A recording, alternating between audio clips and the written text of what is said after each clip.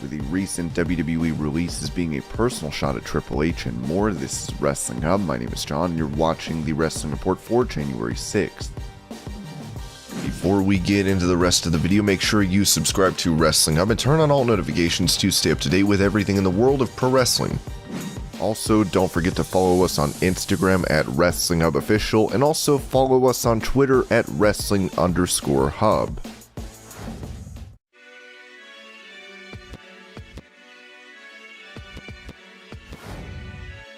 The former protege of Paul Heyman and co-founder of Ring of Honor and Evolve, Gabe Sapolsky, has been released from his position as a consultant for WWE, which he had had that role since January of 2018. He'd confirmed his release, taking to Twitter to write, "Looks like the end of the road. Thank you everyone, love you all."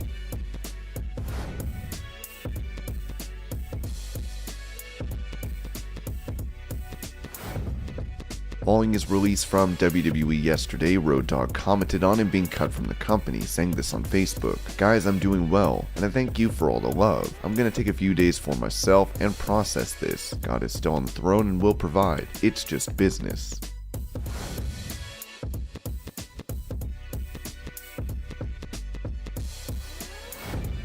Speaking of the recent releases from WWE, one of the most shocking was the company letting go William Regal. Regal had served as NXT general manager since 2014 and was integral in recruiting talent for the company. Now, Sasha Banks has taken to Twitter to pay tribute to Regal with her writing, "There would be no Sasha Banks if it wasn't for Regal. Thank you for giving me a chance and believing in me. Forever grateful." Given the news of Banks having a leg sprain, it's unknown if she'll be taking any time off to recover.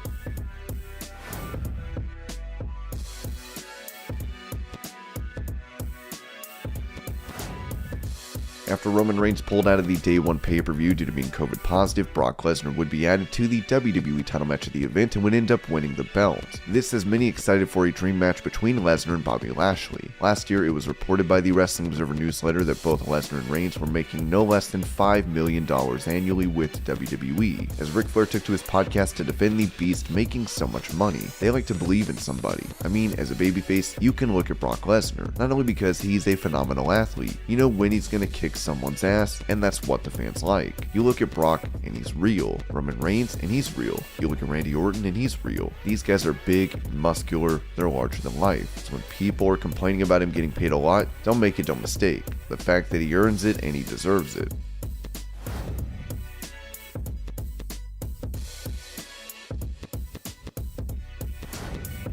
Speaking of Reigns and Lesnar, Dave Meltzer reported on Wrestling Observer Radio what WWE could be planning for the upcoming SmackDown. As he said, "I believe that they have something planned for Roman Reigns. It might be someone from the Raw side moving over. Lesnar and Reigns are gonna have a confrontation this Friday, so maybe that'll set up something. Whoever the next sacrificial lamb will be." WWE has also confirmed Roman Reigns will be making an appearance this Friday, as they noted on Twitter. Breaking: Roman Reigns has been medically cleared and is set to return at tomorrow's Friday Night SmackDown. What will Lesnar have in store for their explosive confrontation?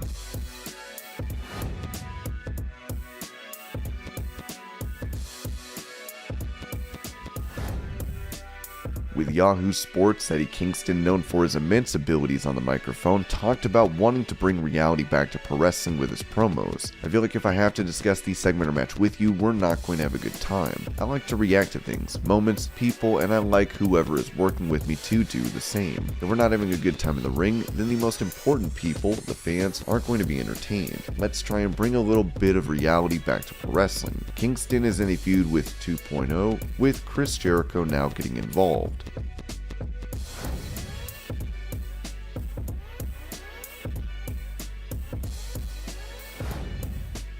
Formerly known as Big Cass in WWE, Morrissey looks set to challenge for the Impact World title in a three-way match against Moose and Matt Cardona for Hard to Kill on the 16th. Talking about a potential reunion with Enzo and Morrissey mentioned on the Battleground podcast that this will probably happen down the line. "I wouldn't want to go back to a tag team full time. There is somewhere down the line for me and Enzo to get back together, but I'm focused on a singles run right now. It's what I've always wanted, what I've always been destined to do. I need to take advantage of the opportunity opportunities now, because I had a lot of opportunities that were thrown my way that I wasted, and that's something I have to go to sleep with at night, knowing that. The opportunity is there for me to succeed as a single star, and it's going to happen, and we're in the process of watching it happen. For me, going forward, singles is the way to go. For me, right now, where I'm at mentally, spiritually, emotionally, it's a way better fit for me to be out there on my own.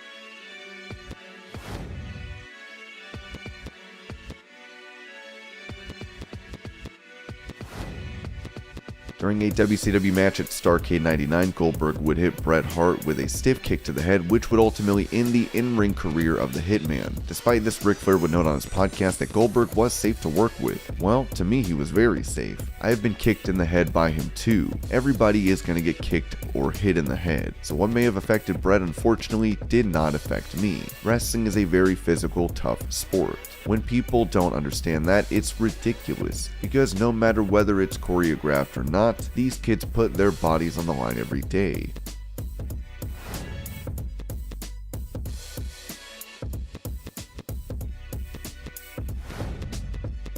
Last month, Cody Rhodes took on Andrade, where Cody superplexed his opponent through a flaming table. While he'd pick up the win with this move, Cody told Comic Book that this spot was the dumbest thing he'd ever done. I'm going to try and keep my language somewhat clean, but that was maybe the dumbest thing I've ever done. But man, it was cool. Dumb, but also what a good image. In terms of just, that's how we do Dynamite. That specific incident wasn't so much about topping myself. I just hate in wrestling when you'll hear, oh, it's a street fight, it's a Tapella, false count anywhere match or whatever, and then it's just basic Betty. It's checking boxes versus actually taking that level of danger into account, and that's what I wanted to do. I wanted to make sure people know that if there's a street fight on AEW, it's a street fight. It's going to leave you with a lasting memory, and ultimately, I think we did that. At the Battle of the Belts on Saturday, Rhodes will be defending his TNT title against Sammy Guevara.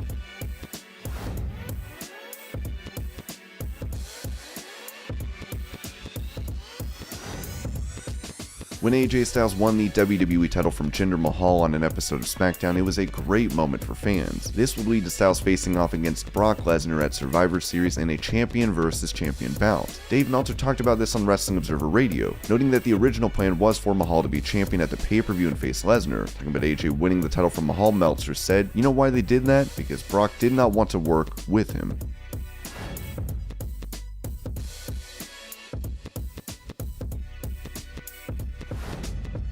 With him recently defeating Tommaso Ciampa to become NXT champion in New Year's Evil, Bron Breakker talked to the Sporting News about the similarities between football and wrestling, saying this about his transition to WWE. "Wrestling is hard and it's tough. Some things came naturally to me though. There is a lot of movements in the sport that both can transition over, like footwork, speed, and explosiveness. There's a lot of similarities there that transition over to pro wrestling. Definitely hit some bumps along the way. I had to earn my stripes, man. I had to hit the ropes and just get to work."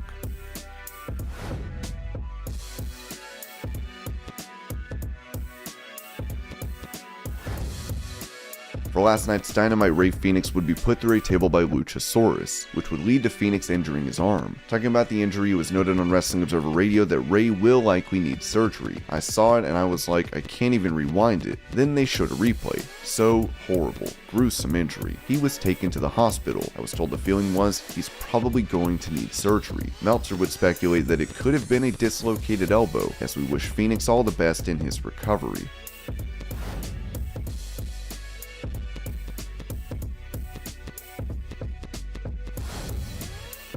With WWE releasing many of Triple H's closest confidants from NXT, Ringside News reported that we asked around about WWE firing Triple H's people from NXT, and whether it was a conspiracy. It's not only 100% legit, but it was also personal. The source said, "You're not a conspiracy theorist. It was Triple H's people, specifically Triple H's people, and it was all intentional." While Triple H still has Shawn Michaels and Samoa Joe, it remains to be seen how the landscape of NXT changes going forward.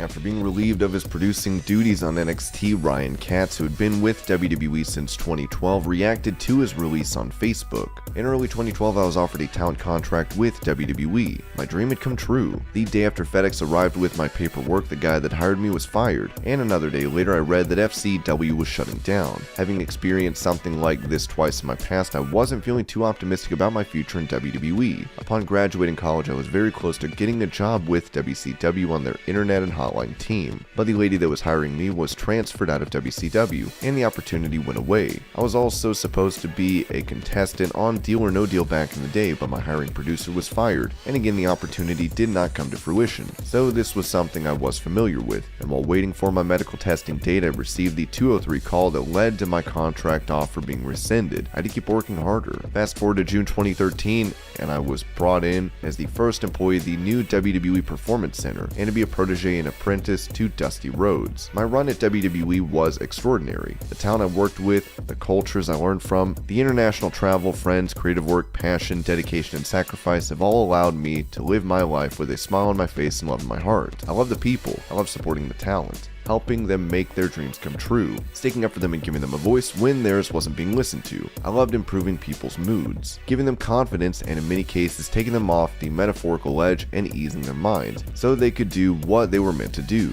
I got to work with some of the biggest stars in the world, and I had the opportunity to help and mold and guide them to who they are today, and for that I'm blessed, grateful, and humble. I also can't forget all the amazing, talented, charming, charismatic, and hardworking hopefuls that it didn't work out for that had a positive impact on my life. When I got the call, I wasn't sad or angry. I actually laughed a little. I know I will be fine. I have a wife that loves me, a puppy that adores me, and judging by messages, calls, and things I've been reading, my effect on people has been positive, and through it all, my influence was kind and full of respect. A special thanks goes out to Canyon Cayman, Bill DeMott, Matt Bloom, William Regal, and of course, the American Dream, for always believing in me, supporting me, and lifting me up. Dare I say, even onto a pedestal with your admiration, respect, guidance, and knowledge. I was fortunate to be one of the few that gets to live the dream, and lived every second of it with heart, passion, love, and commitment. To all the coaches, staff, and talent I have ever worked with, I thank you for allowing me to be part of your lives and dreams. As someone who has lived through many cool experiences and opportunities, I can say with my head held up high and a smile on my face that there is so much more to come, and I'm still working to grow, learn, and hopefully tap my full potential. It's important to love the life you live, so you can live the life you love. And even through bad news and the uncertainty of unemployment, I am filled with an abundance of love. To the talent going to work today bummed out, sad, angry, whatever, leave it at the door. You're there for a purpose, and go make it happen. I left you all a final statement of motivation in the doghouse. Read it, live it, and go be undeniable. Enough respect, love, peace, and smiliness forever.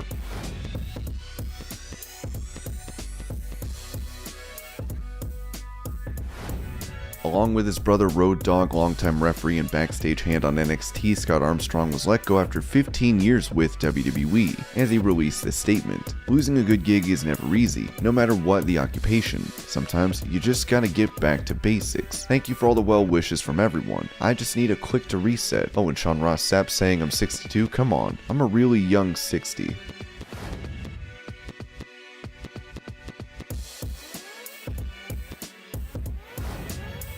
Following these releases, PW Insider reported that there is tension within WWE. I spoke to a few people who work within Titan Tower last night, and this morning, and many of them are befuddled, to say the least. Some admitted are angry. Some pointed out that once again, it's not the company it was a few years ago. One even joked that it's Nick Khan's WWE, not Vince McMahon's company, at this point, and wondered what happens if Khan ever does fall out of favor, given that the company has been so gutted under Khan's vision. And should his vision ever end, what happens next? And there would be some really awful growing pains in order to shift it to whatever the next gear might be. A lot of the longtime employees are gone, and a lot of people who have migrated over are Nick Khan Knights. No one I spoke to yesterday and today were happy. Many were sad. Many were frustrated. Some don't even know how to guess what might be next. And this was your Pro Wrestling News Update. I hope you're all having a great day. Thank you so much for watching, and I'll see you later.